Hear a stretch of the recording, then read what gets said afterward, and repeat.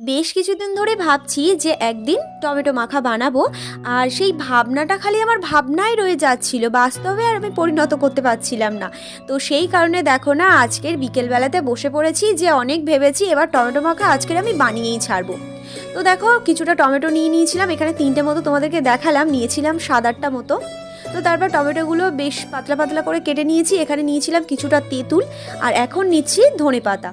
তো ধনেপাতা তেঁতুল একসাথে মেখে নিয়েছি, আর এই যে লবণটা, দারুণ টেস্ট। তোমরা যারা এই ব্ল্যাক সল্ট টেস্ট করেছো তাদেরকে আমি নতুন করে আর কিছু বলতে চাইছি না, যারা টেস্ট করোনি একবার ট্রাই করে দেখতে পারো।